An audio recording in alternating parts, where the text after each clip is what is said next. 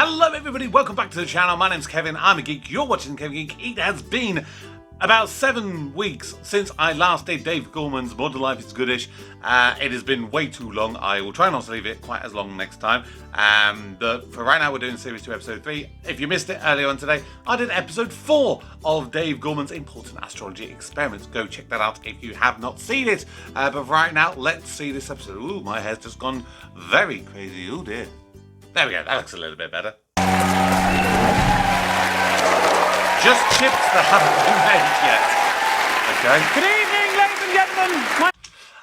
Hang on, so someone said once that that's always something related to the found poem, and I should try and work out what that could relate to. Chips that haven't been made yet. So that would be something to do with potatoes. So what could the general story be? If I'm guessing it's something to do with potatoes. Maybe Ireland? Ireland is to do with potatoes? Mashed potato? Bodger and Badger, maybe? I don't know. My name's Dave Gorman. This is Modern Life is Goodish. I've got a big screen, a remote control, and a laptop, and I want to start this show with what I don't think is a controversial statement. I think the phrase celebrity lifestyle has become almost a byword in our culture right now for the idea of luxury. I think that's what it represents.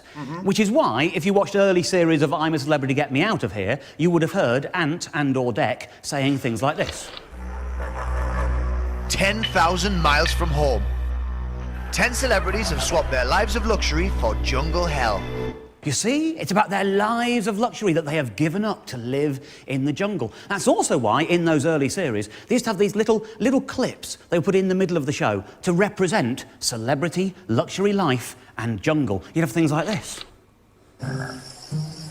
Oh, yeah. You see, the frog is the jungle, but the champagne is the luxury lifestyle that the celebrity enjoys. You see, celebrities are not like us. Yeah, they've got money, haven't they, celebrities, yeah? Celebrities, they can tell the time, can't they, celebrities? Yeah, celebrities, they wear shoes. Celebrities, they can impersonate Elvis at a moment's notice. That's what we know about celebrities. That's what all the magazines harp on about these days, this idea of a celebrity lifestyle.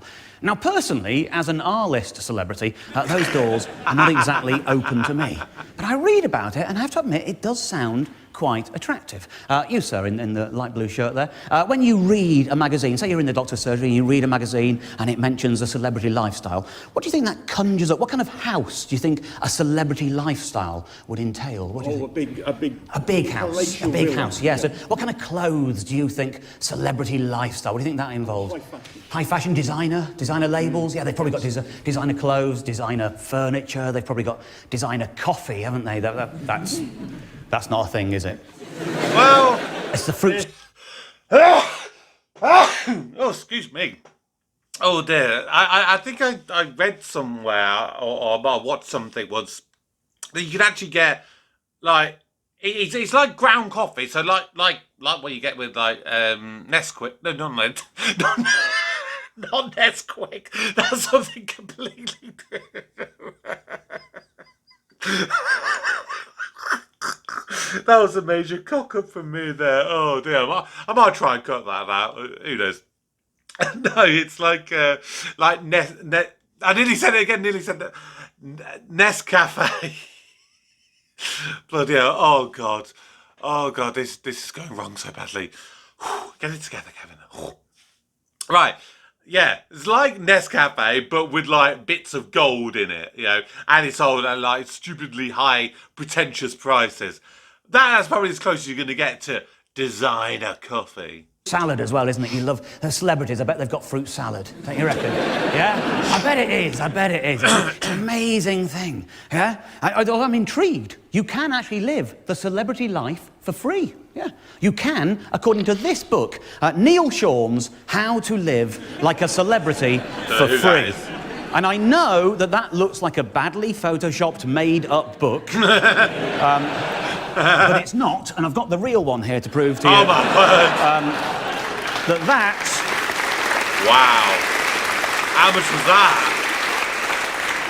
That is a badly photoshopped real book. That's what that is. How to Live Like a Celebrity for Free. And Neil Sean, He knows how to live like a celebrity for free because he is a bona fide celebrity journalist. He knows his stuff. There was a press release that came out at the time of the book. There it is, there. And Travelodge! I know that it's odd that it's on the Travelodge website, but they were the ones promoting it for reasons that will become clear. As you can see, it says, Travelodge welcomes its first ever writer-in-residence who will pen a book titled How to Live Like a Celebrity for Free. There you go, ladies and gentlemen. How to Live Like a Celebrity for Free, written by a man who is residing in a Travelodge. Okay. What more could you ask? Yeah, because clearly George Clooney and Angelina Jolie, when they're making movies in the UK, they definitely stay at a Travelodge, don't they? Oh, yeah, you can just imagine it. Walking down the Brighton seafront, going to the Brighton Travelodge on the seafront, going to the club just across the road from them. Oh, it's amazing. The reason I know that is because I stayed there when I went on my friend's stag do a couple of months ago. It really is a treat, this book. It's a wonderful read. Near the back, it sort of explains why, at the back of the book, he credits Travelodge. He thanks them there, saying check-in was never so much fun. There's a few bizarre credits. He also thanks Sainsbury's, saying Neil Sean wrote this book thanks to his Sainsbury's laptop. And without explanation at all, he thanks Argos. Presumably because other bits were written using their tiny little pens. Who knows? Now, as the... Oh, sorry, I don't mean to pause again quite so soon. That just suddenly sprung something. I saw something the other day, and it just struck a chord with me, because I do this. And it's kind of got a link, so bear with me. So someone was saying, I don't know, I saw on Facebook or something, and it was going, going on Rightmove and looking at really expensive properties that you wish you could live in, like a celebrity, is the modern day equivalent of going through the Argos catalogue and circling everything you wanted but could not afford. I just thought that was really, really funny when I saw that. And I do that. I've done that so many times. I like to play a game when I'm at work, and I go to my colleague, right, give me a country, give me a price bracket, and I'm going to go on Rightmove International and see what I can afford with that budget. Obviously, it's not something I'm going to be able to afford, but I just like to do it out of fun, out of curiosity. And maybe if one day I actually play the lottery and then also win the lottery, I might be able to afford one of those. Press release makes perfectly clear he is the most read and most watched showbiz reporter in the world. He is also, at the time, he was the royal/entertainment reporter for NBC News, MSNBC and Access Hollywood, so he really is the real deal. Now, the reason I think he is so good at his job of being a celebrity reporter is that he is unusually interested in the world of celebrity. He's fascinated by it, so much so, you can find him saying things like this. I'm always fascinated by celebrities, and you kind of think, wonder what they smell like when you get close. What they smell like? What do they smell like when you get close? I don't know, I've never wondered. Old Spice. Celebrities, and you kind of think, wonder what they smell like when you get close. What do they smell like when you get close? Desperation. I don't know, I've never wondered that, but then I am not a celebrity reporter, am I? Huh? That's his job. Now, you might not know Neil Sean from his TV work, but I think most of us will be familiar with him from his column in the Metro. He has a gossip column in the Metro called The Green Room by Neil Sean, and with the byline, Celebrities Behind Closed Doors. I admire this man. I admire him a great deal because of his ability to fill a gossip column 5 days a week for more than 10 years with almost no gossip. It is an amazing talent that he's got, it really is. Have a look at this. Typical column. Alexandra Burke is excited about starring in the Bodyguard musical. She says, I adore the show and can't wait. Okay. He must have hacked her phone or something. Where did he get that kind of tittle-tattle from? Oh, Adam Rickett can't stop gushing about his girlfriend Katie. She is lovely and keeps me very grounded and happy. Which one of his friends is leaking this stuff? Honestly. There's a couple of stories about Towie people, and in fairness to him, one of those is legitimately semi-gossip. But then there's this here. Sam Bailey is confident of cracking America. Yeah. And there is a quote to back this one up. Let's see just how confident she really is. Yeah, I don't see why not. If it's good enough album-wise, yeah, I suppose it could do. But she is confident in you, strident, Bailey. She really is. My particular favourite piece of gossip is this one. Liam Payne from One Direction is desperate to stop smoking.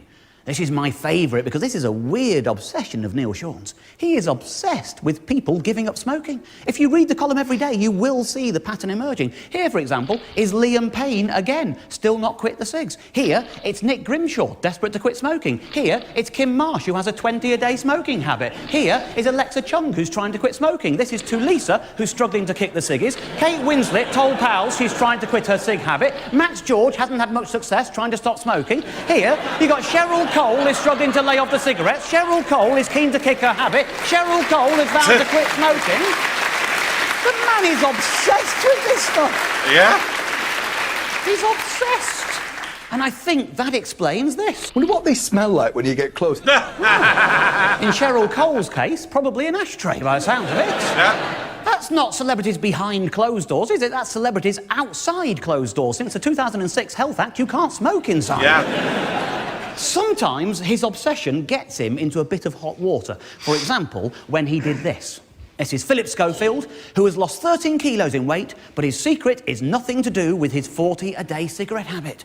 Wow. I wonder what Philip thought when that was out there in the press. I wonder what he thought. Here he is on Twitter. This is Philip Schofield saying, "Good work at Neil Sean 1 in the Metro.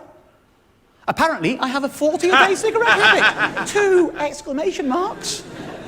I don't smoke, you pillock." Blimey.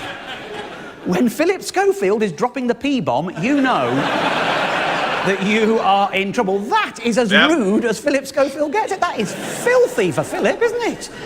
Later on the same day, Philip had another little go at Neil. I'm not sure what it was about, but my guess is he feels that as a journalist, Neil Sean has been giving too many 4-star reviews. So what he had to say, at Neil Sean 1, "I didn't realise that along with being a poor journalist, you're also a nasty 4-starer."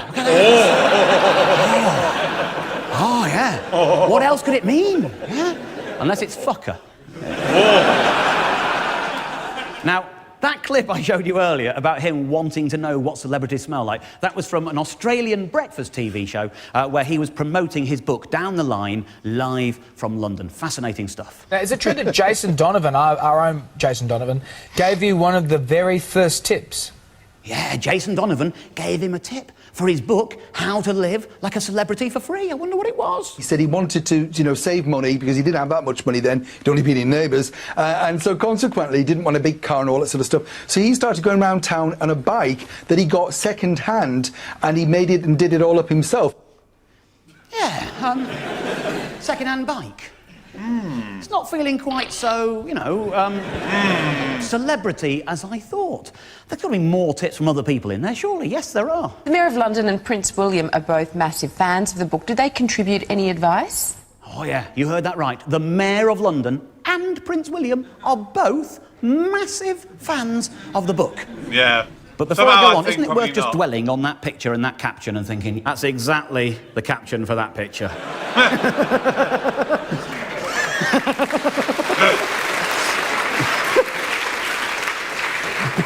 But I'll tell you what, Prince William and Boris Johnson both had tips for him, and I'll tell you what they are after this short break. Oh, this break. was the time that Boris was Maryland. Oh, wow. Oh, dear, this is going to be interesting. Oh, dear.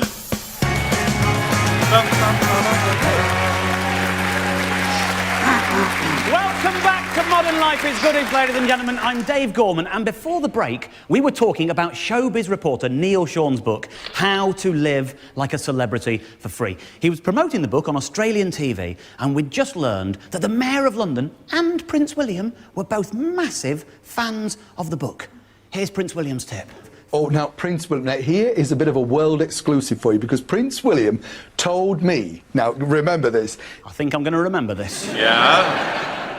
But what he does is, when he gets those samples of aftershave, David will know what I mean, you get these little bottles, you sort of mix them together, you put it on, and you get a very unique fragrance. Great. Prince William told him that he mixes 2 free samples of aftershave, which incidentally isn't saving any money. They're both free. Why would he do that?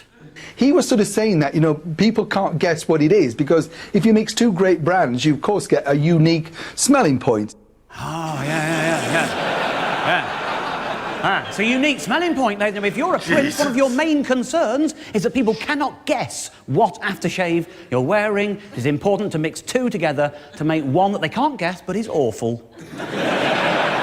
Now, I can't prove that Prince William didn't tell him that, but I don't think there's anyone in this room who can imagine Prince William telling anyone that. That can't be true, can it? And you kind of think, wonder what they smell like when you get close. Yeah, I'm beginning to wonder what Neil Sean smells like when you get close. And I've got a pretty strong suspicion that it's bullshit. It's only a suspicion, mind. It's only a suspicion.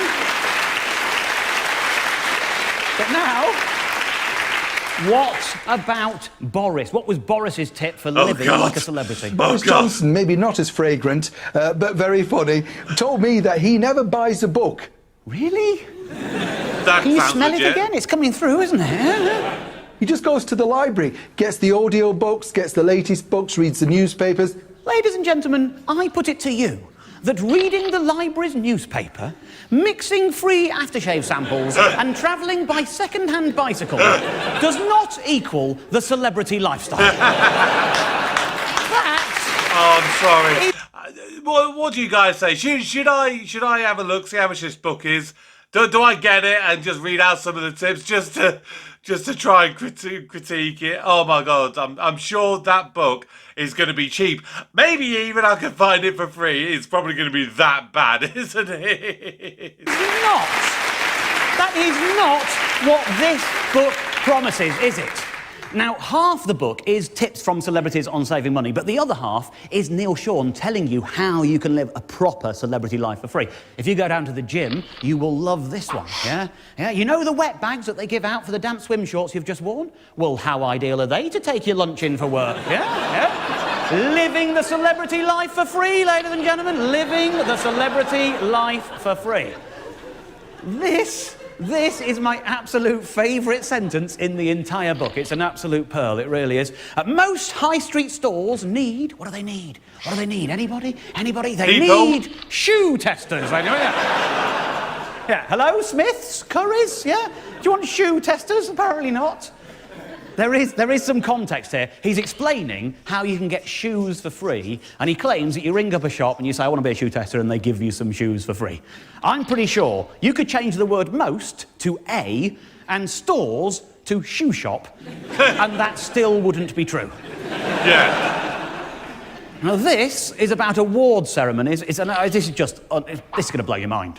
Always walk slowly into the Dorchester as the foyer is awash with the A-list, all claiming they don't want to be spotted by the paps outside. If you see the likes of Nicole Kidman or Ricky Gervais departing, then rush to leave at the same time. Make sure you get as close as possible while on the steps, then plant a kiss on their cheeks. What? The paps will love it, and the pictures will be in all the press. It can be your calling card for things like free menu testing at the top restaurants. Or it will be your chance to show the picture at the courthouse when you try and claim that Ricky Gervais assaulted you when he punched you in the face for planting a kiss on your cheek. What kind of bullshit is this? What? There's shoe testing? There's menu testing? Hello, is that the Ivy? Yes, I'd like to be a menu tester. What do you mean you don't do menu testing? I sexually assaulted Ricky Gervais at the Dorchester. You must have read about it. This makes no sense whatsoever. Now, if you think I'm being a bit scathing about this book, let me be very clear. The truth is, I'm just a bit jealous. I think he should have asked me for a tip. I've got loads of money-saving tips. I should have been in this book. I got a tip for you. I can tell you how you will never, ever need to call the speaking clock again when you want to know the time. Yeah? And I know, obviously, you think, well, we don't need to anyway. Everything knows the correct time now. Yeah. And I can tell some of you are even thinking, what, the speaking clock still exists? To be fair, yeah. And it does. The speaking clock exists. And look, that's why you get stories like this. At the first stroke, nice headline, Guardian, MOD staff will be banned from calling the speaking clock. The Ministry of Defence were calling the speaking clock. They spent £163,000 because it is now a premium rate phone line. It wasn't when it was useful, but now it is, and they're still calling it. You never need to call it. This is my top tip. There are free phone numbers in existence. Those numbers are manned by people. People are polite. People will always tell you the time if you ask them.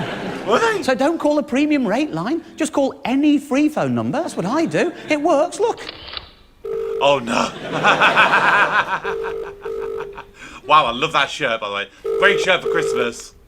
Now, if this is troubling anyone's conscience about wasting a nice person's time, let me reassure you the free phone number in particular was for a PPI claims company. So, fine, don't worry. Don't you worry. Fine. Wow.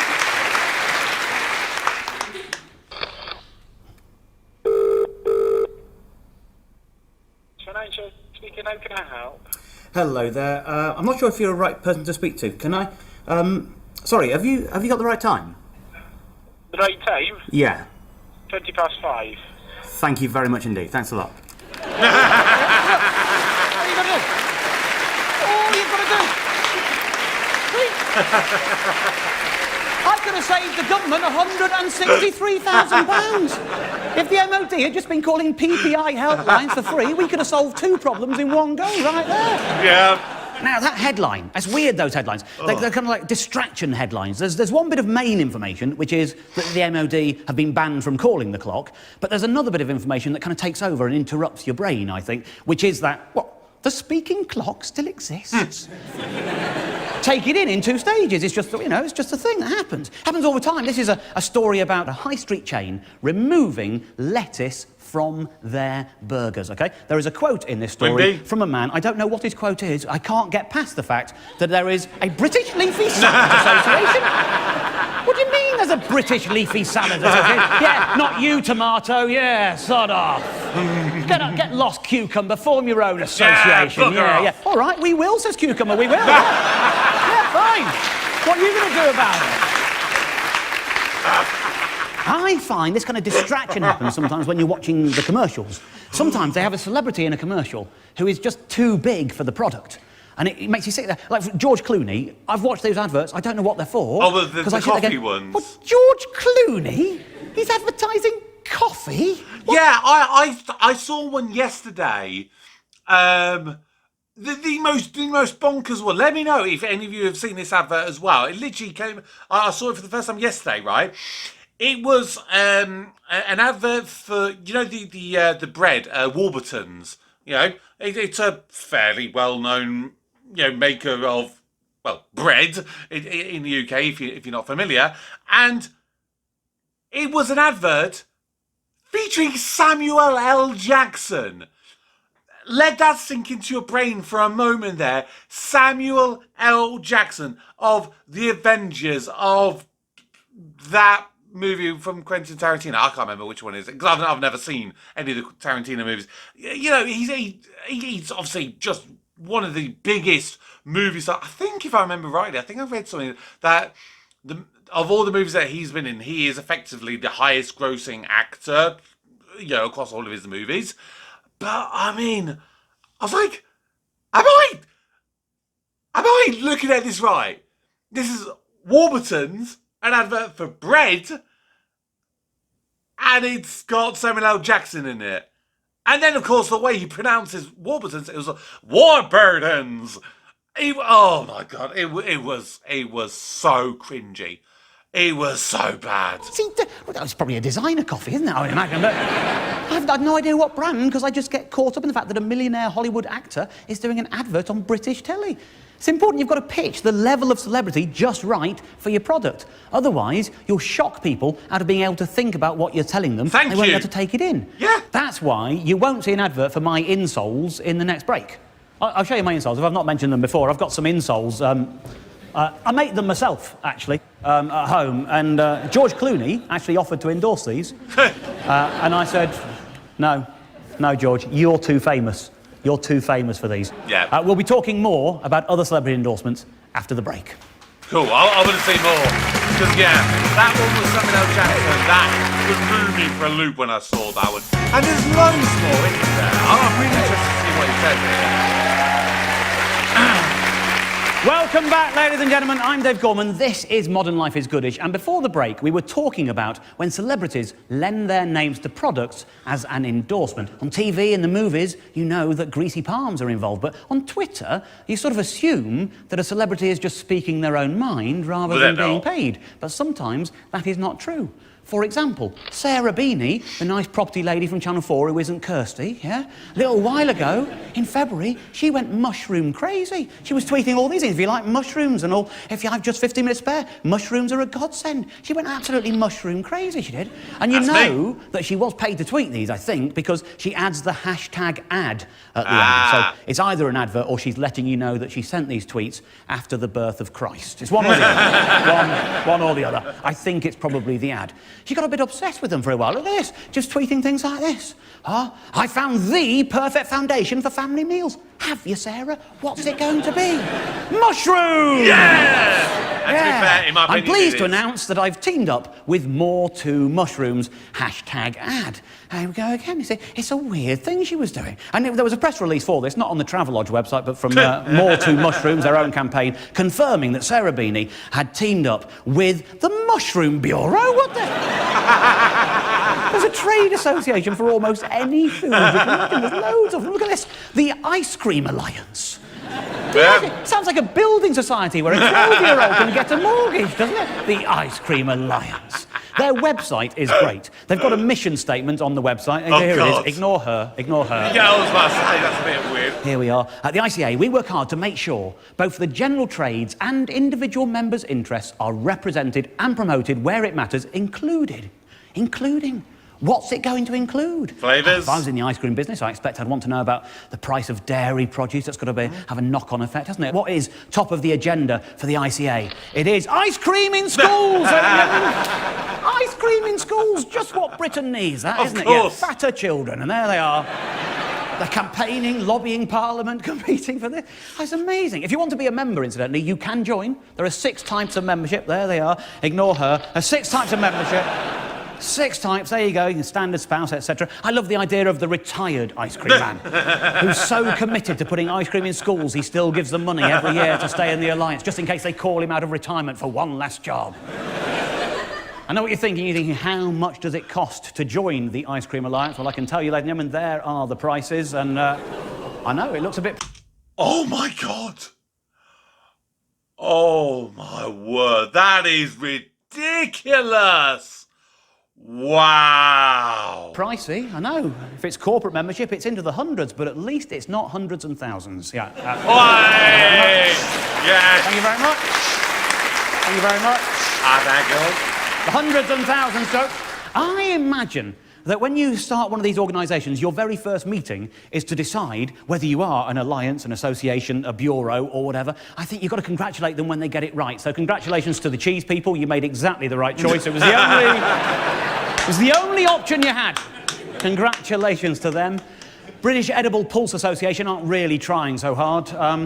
When you consider that their trade is all about peas and beans, surely they're the ones who should have been going after the beanie celebrity, Sarah Beanie. But no, the mushrooms got her. The mushrooms got her. And she's not the first one that mushrooms have had either. No. As the press release makes clear, they launched the campaign to begin with Nadia Sawalha. Yeah? Does the TV cooking on ITV, Nadia Sawalha? And that was odd, because I had seen Nadia tweeting about mushrooms, but because she's a telly cook, I hadn't realised that those were adverts. I just thought, well, that's what telly cooks talk about, isn't it? Food. Yeah, her tweets were out there. Here's one of them. There's another one of them. She's tweeting about mushrooms. If I'd known and I'd looked on the mushrooms website, yeah, I would have seen that Nadia was all over the place.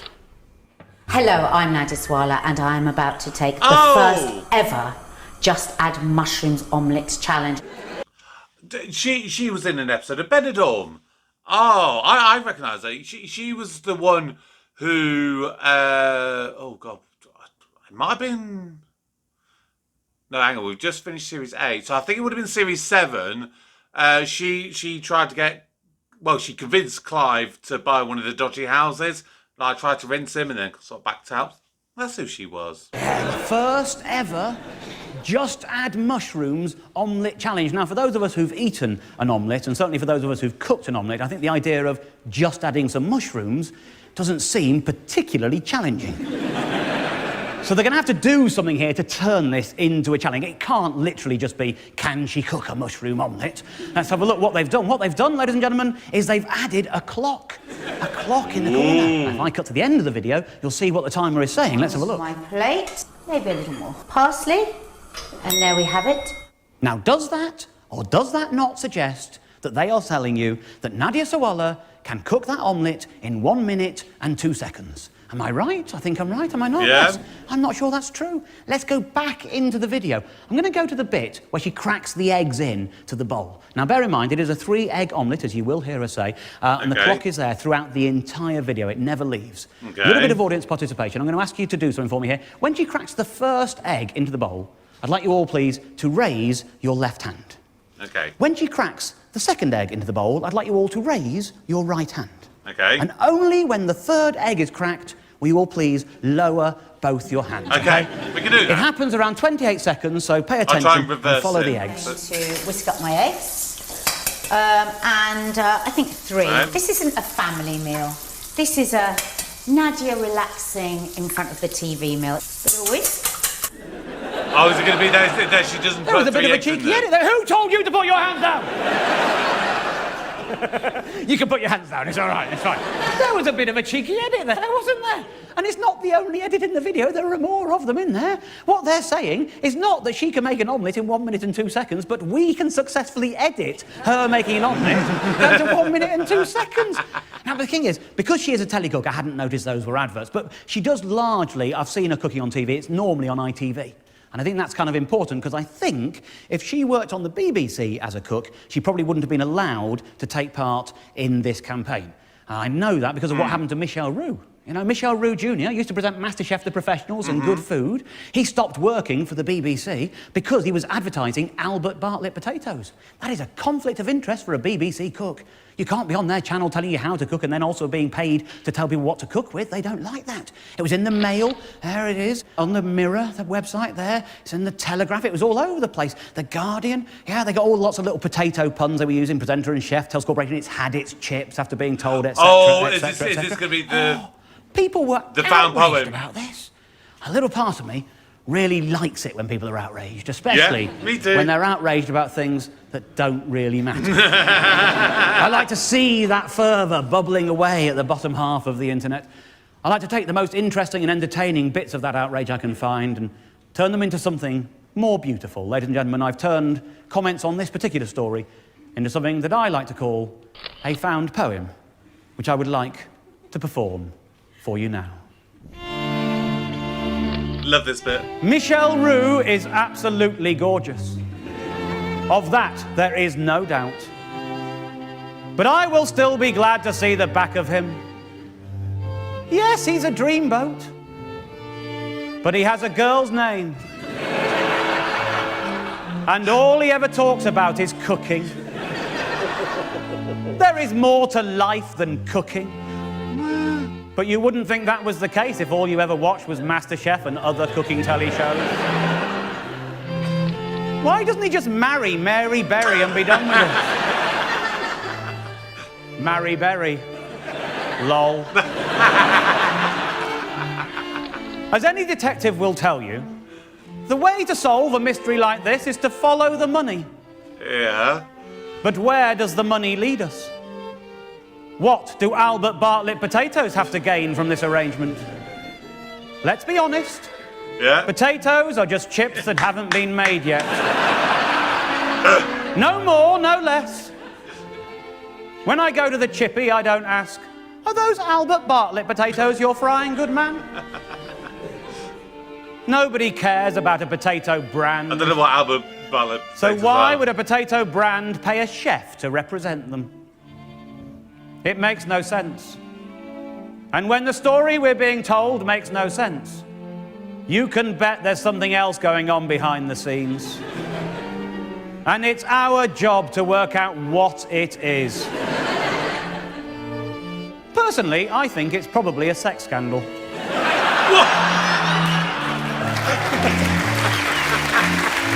Am I right, Monsieur Roux? Can someone please tell me, is Michel Roux really French? I don't think he He is, doesn't actually. sound French. No. I don't know, Yet he has a French name. Yeah. Good question. It's Anton Dubek all over again. Never trust a skinny chef. Full stop. It's a thin line between him and potatoes and Walker's crisps and Gary Lineker. Sure, Lineker doesn't cook crisps, but they are one of the main snacks sold and eaten at football matches. So I in thought many pies ways, were. it is exactly the same. I hate Greg Wallace. I thank you. The Bill Ross String Quartet, ladies and gentlemen, will be right back after this short break. I'm sorry, I should have made me laugh, especially just on how random that was. And it's like, that's it. We're done. Welcome back to Modern Life is Goodish, ladies and gentlemen, where we have been talking about celebrities endorsing products. And you shouldn't always assume that it is a grubby financial transaction. There are times, sometimes, when celebrities endorse a product simply out of the goodness of their own heart, because it's something that they believe in. I think most of us were probably a bit surprised when we saw the Queen advertising Weetabix, weren't we? You know the Queen advertises Weetabix? Don't you? Really? You've seen it. It's on the box. On the box of Weetabix, it'll say, as eaten by the Queen. It does. I'm not making it up. It's on the back of the box. That's the Weetabix box. Look at that, on the back there. By appointment to Her Majesty the Queen. Yeah. What does that mean if it doesn't mean the Queen eats Weetabix? And that factory, Burton Latimer, that's actually a town, well, sort of like it's like a big, small town on the edge of a bigger town. That's the best way to describe it. It's not quite a village, not quite a town. It's just sort of there. Yeah, honestly, you go by that Weetabix factory, oh my God, it is the most delicious smell in the world, but it makes you so goddamn hungry. I swear to you. Why else would that be on the box? It's an advert, isn't it? She does it all the time. Yeah, that's Twining's tea by appointment to Her Majesty the Queen. Cadbury's chocolate by appointment to HM the Queen. They're all at it. These are adverts, aren't they? What else does it mean? Why would they put it on if it wasn't just the Queen thinks we're quite good? Yeah, they think that's going to reflect well on them, don't they? Wouldn't do it if they weren't going to sell more because it was there. You can check out all the royal warrant holders. There's a website for it. There it is. Ignore her. What it is... That's not really there, I added that. It's being a bit cheeky. That's what the website really looks like there, ladies and gentlemen. And you can see how you get a royal warrant. There's a Royal Warrant Holders Association. I explain how you get one. Effectively, you have to have supplied goods or services for a minimum of 5 years, and then you apply and they can say yes or no and give you a warrant. You can use the website to check. It's got a good search function. You can check who has a warrant. So, for example, we can confirm what we know. For example, Weetabix here, they have the royal warrant as suppliers of breakfast cereal to HM the Queen. It was granted in 1975, so presumably Weetabix started supplying her with Weetabix in 1970, you see? It's interesting, you can see the survey, you can see what they say about it. It is, as they say, a prestigious mark of recognition to those who are regular suppliers of goods and services. That is an endorsement, isn't it? That's what this means. And you can see from their website that currently around 800 individuals or companies hold royal warrants.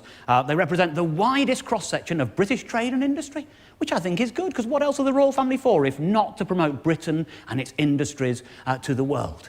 Although it does also say there are a small number of overseas companies, which is curious to me, because why would our monarch promote a foreign company? I was thinking about it, I thought, you know what, I bet I know what one of them is. It's the Queen, isn't it, right? It's going to be champagne. Because champagne has to be made in France or it can't be called champagne. I bet it's Bolly. I bet her favourite champagne is Bolly. And I looked it up and I was right. Look, Champagne Bollinger, purveyors of champagne to Her Majesty the Queen. Yeah, mind you, so are Krug Vinfin de Champagne, purveyors of champagne to HM the Queen. As are L'Ensemble et Fils, purveyors of champagne to Her Majesty the Queen. As are Moet and Chandon, purveyors of champagne to Her Majesty the Queen. God, our Liz isn't fussy about the bubbles, is she? She'll have any old champers, old Betty, wouldn't she? I know I'm having a bit of fun with the champagne and stuff, but it isn't all fancy goods that have the warrants, although there is this company who literally supply fancy goods. And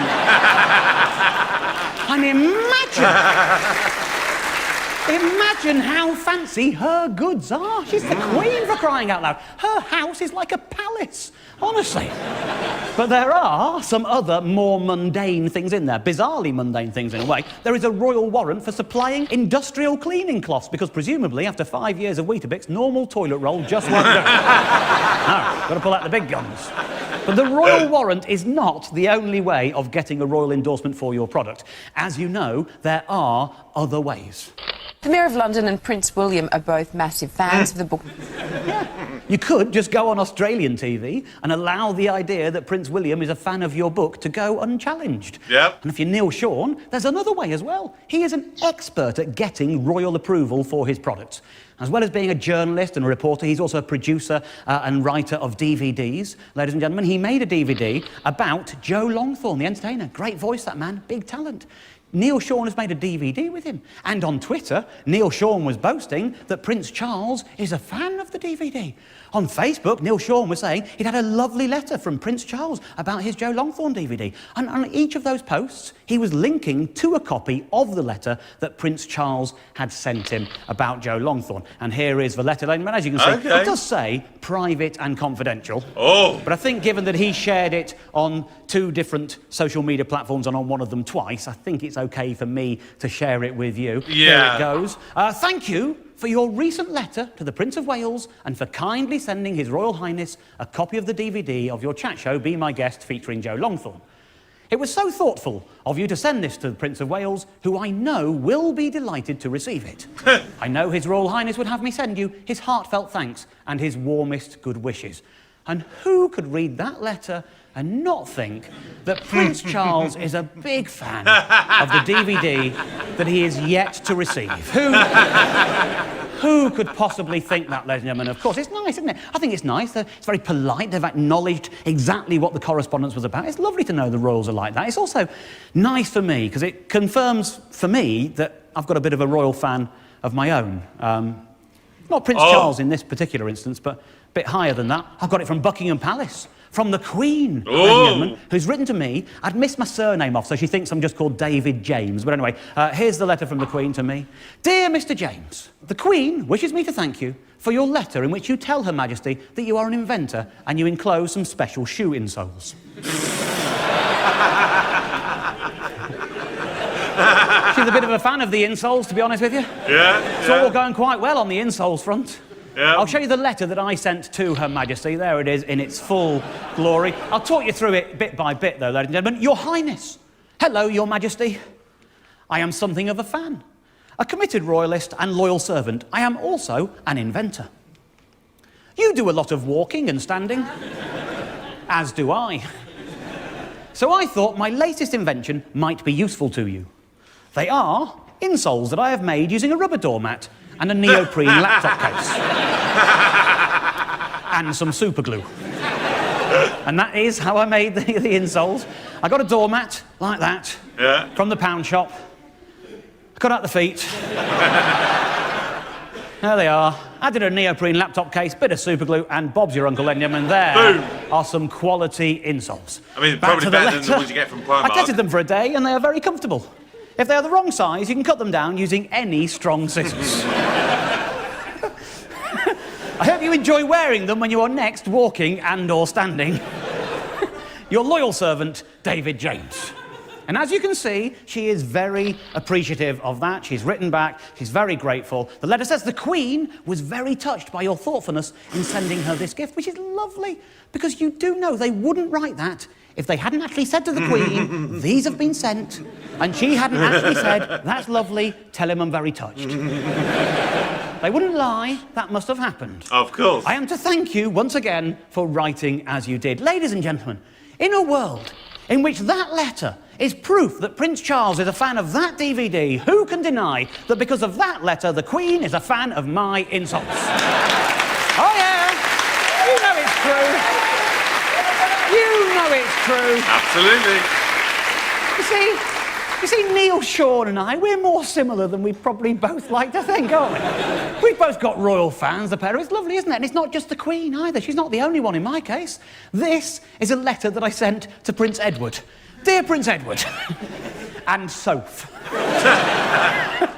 I trust you're both well. It's Dimitri from Ealing here. What a name. I've been writing letters to the royal family from my friends' addresses for some time, ladies and gentlemen. And let me tell you, nothing will freak your friends out more than a letter from the Queen thanking them for the raincoat. I promise you it. It's worth it. It's worth it. I'll show you the full letter that Edward and Sophie got, and obviously it's a bit of a scrawl. We won't go through it all. I'll just show you the main detail. He says, or I said, I am writing as I had a thought whilst in bed last night. I thought to myself, Dim? I call myself Dim as a nickname. I said, Dim, I wonder if Edward and Sophia have personalised pillowcases. I bet the Queen has personalised pillowcases. And obviously we all know where this one's going right now, so I'll cut to the chase. There it is. Nice.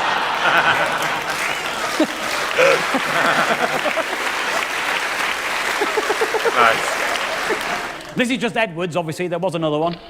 There it is. Nice. Oh, I'd accidentally written sofa. I had to squeeze an eye in after I was the thinking, event. yeah, you have to squeeze that in. What am I I've done like? I hope you enjoy them as much as I enjoy making them. If they don't fit your pillows, either too small or too large, just let me know and I'll pop back down to Wilco's. Ladies and gentlemen, do you think that Prince Edward and Sophie were fans? Yes. Yeah, you were right, they were. They were big fans, of course they were. I got the letter back from Bagshot Park, their home, ladies and gentlemen. The letter, oh, they are such big fans. It says, thank you for your recent letter that you sent to the Earl and Countess of Wessex.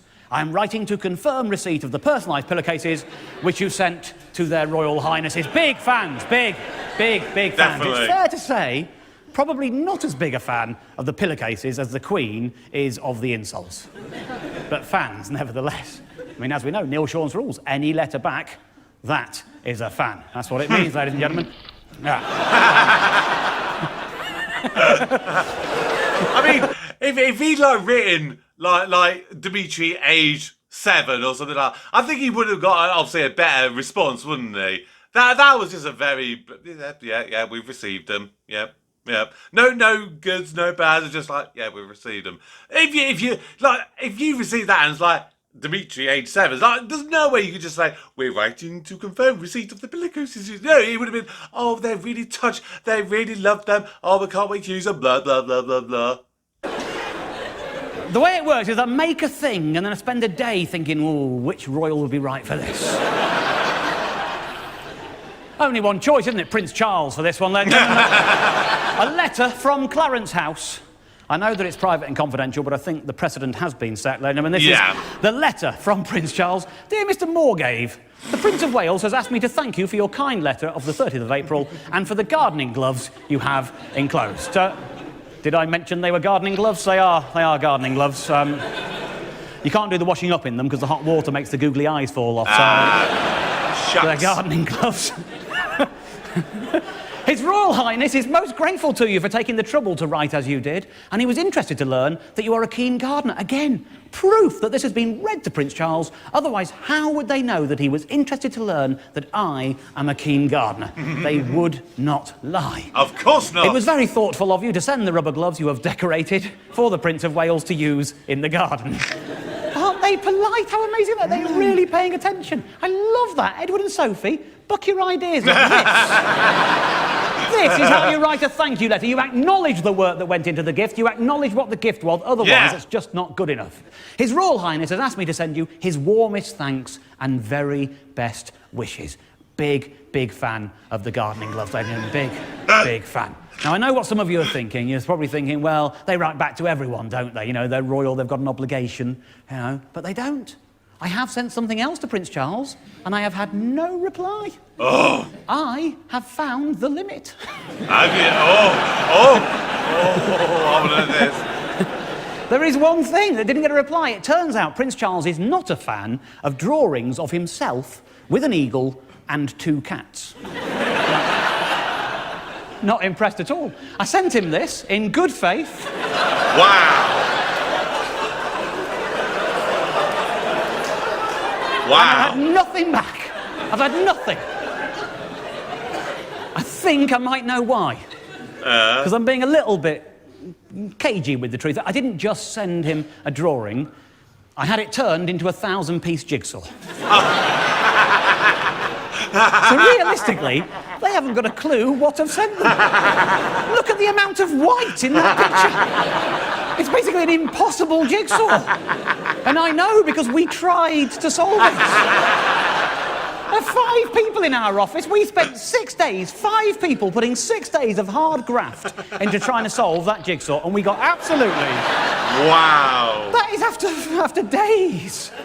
We got a few bits down here, a couple of bits there, another bit there, another bit there, another few bits up there. Basically, we didn't get anywhere. We got 34 pieces, I think, out of a 1,000-piece jigsaw connected to one another. And Prince Charles and his staff, they haven't even got the plan to work from. Oh, no. All they've got is that. They've got no idea what I've sent him. And I hope, because I know it is a nice thing, it's fine.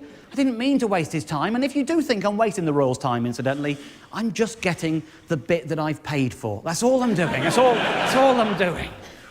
I really hope that they are going to solve it, and when they solve it, they will reply. And deep down, I'm really hoping that it's going to take them 5 years. Because if it does... I'm putting my application in, ladies and gentlemen. I want a royal warrant as purveyor of jigsaws to His Royal Highness Prince Charles. It could happen, it could. Ladies and gentlemen, thanks ever so much for watching. I think we have conclusively proved once again that modern life is indeed goodish. Good night.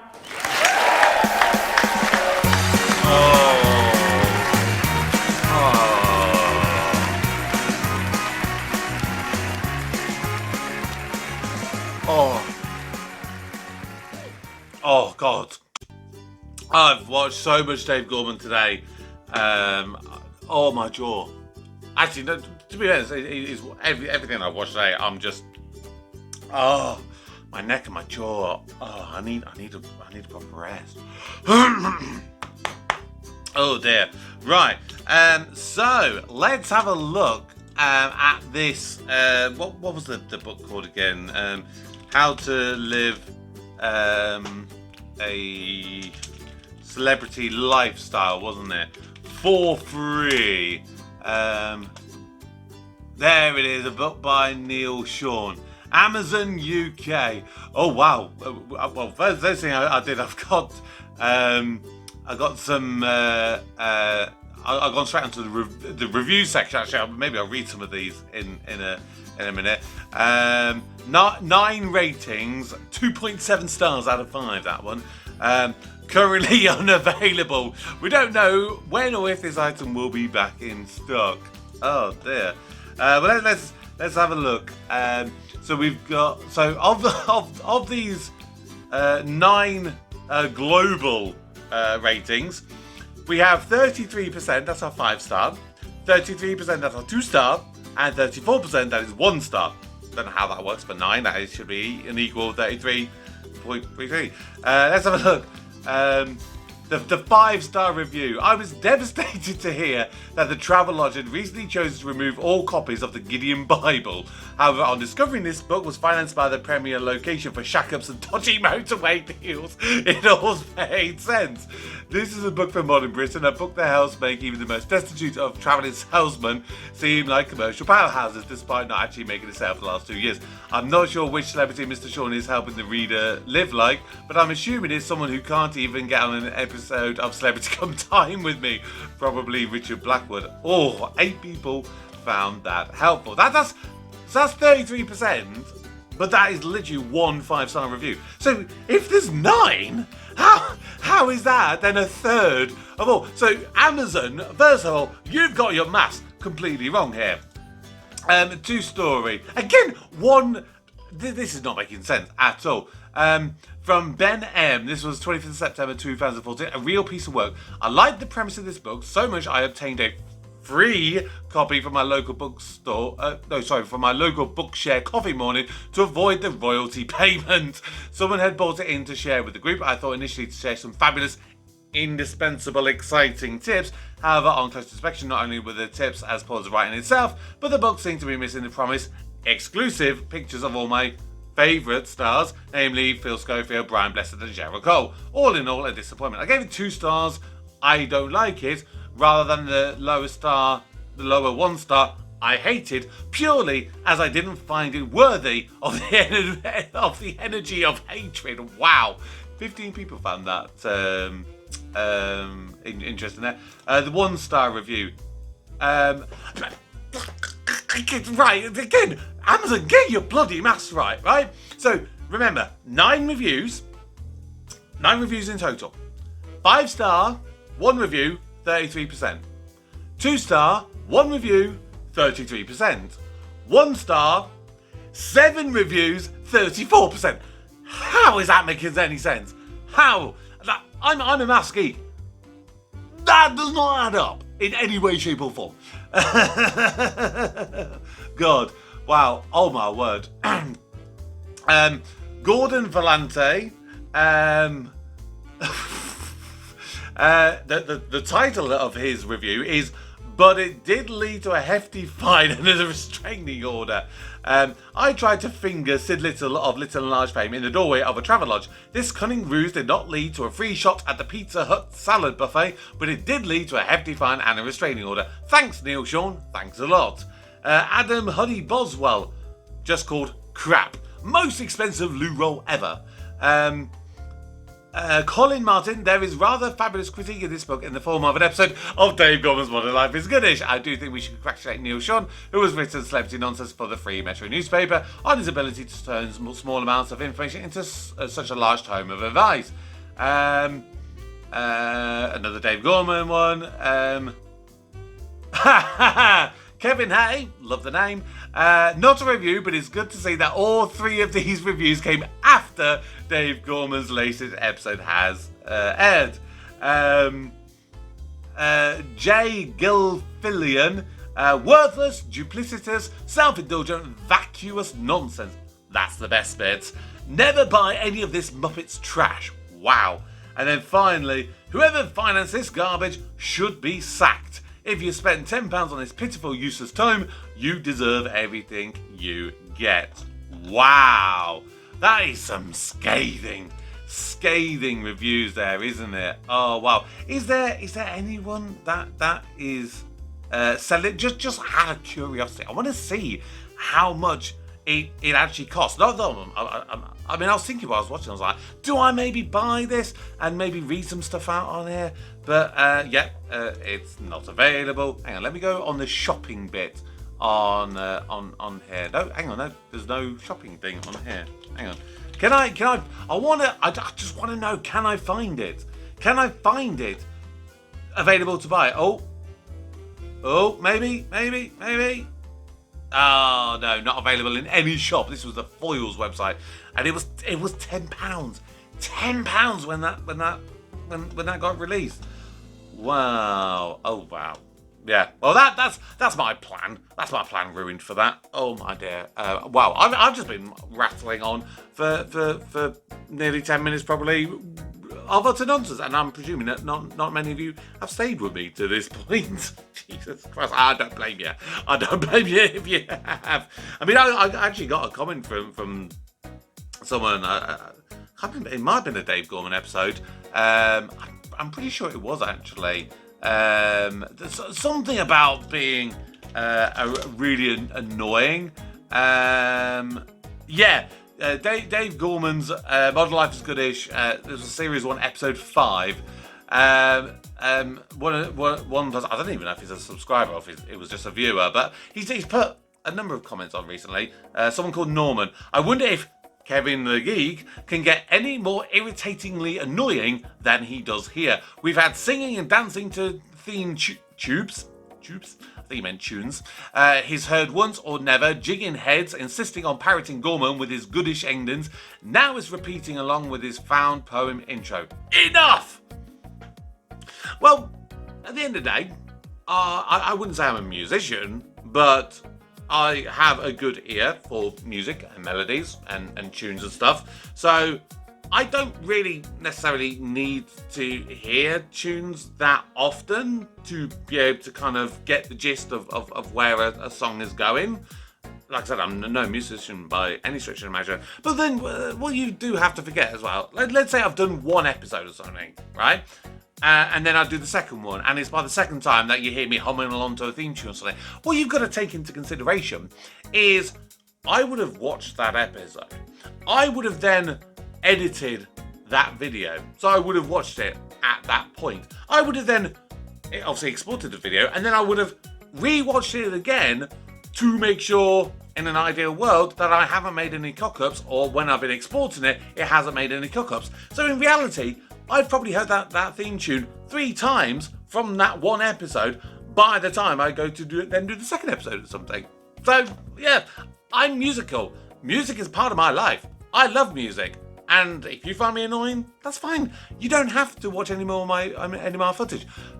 But you do tend to put a lot of comments in there saying that I'm very annoying. So, even though I'm very annoying, Norman, I'm apparently still entertaining enough that you want to still watch my content. Explain that. I don't know.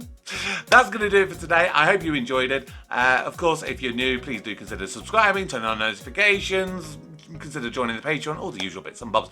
But that is going to do it for today. So thank you very much once again if you've stuck with me to this point. But for now, my name is Kevin. I am a geek, and you've been watching Kevin the Geek. Goodbye.